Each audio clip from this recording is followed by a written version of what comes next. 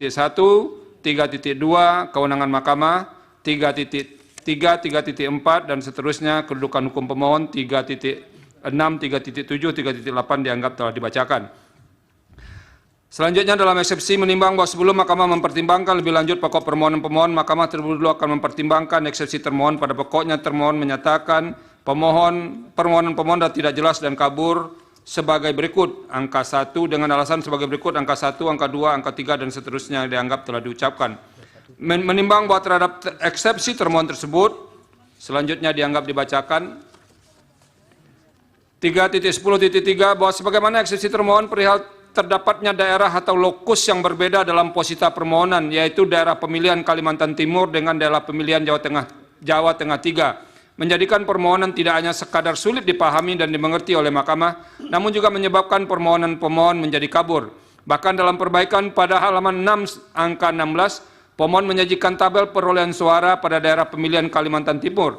Akan tetapi dalam uraian poin 16 permohonan menjelaskan perpindahan suara tidak dalam dapil Kalimantan Timur, tetapi perpindahan suara di daerah pemilihan Jawa Tengah 3, Provinsi Jawa Tengah.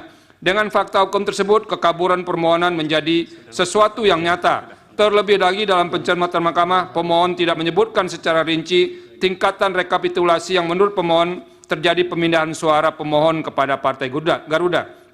Menimbang bahwa berdasarkan uraian pertimbangan hukum tersebut di atas, telah ternyata permohonan pemohon kabur atau tidak jelas. Dengan demikian, eksepsi termohon sepanjang mengenai permohonan pemohon kabur atau tidak jelas adalah beralasan menurut hukum. Paragraf 3.12 dan seterusnya dianggap telah diucapkan. Konklusi dianggap telah diucapkan berdasarkan Undang-Undang Dasar 1945, Undang-Undang Mahkamah Konstitusi, Undang-Undang Pemilu dan seterusnya dianggap telah diucapkan.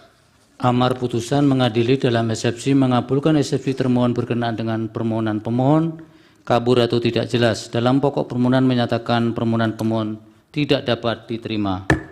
Demikian diputus dalam rapat permusyawaratan hakim oleh 8 hakim konstitusi. Nama-nama hakim dianggap dibacakan, dianggap diucapkan. Pada hari Rabu tanggal 15 Mei tahun 2024, dalam hal ini Hakim Konstitusi Arsul Sani menggunakan hak ingkar dalam memutus perkara aku yang diucapkan dalam sidang pleno Mahkamah Konstitusi terbuka untuk umum pada hari Selasa tanggal 21 Mei 2024.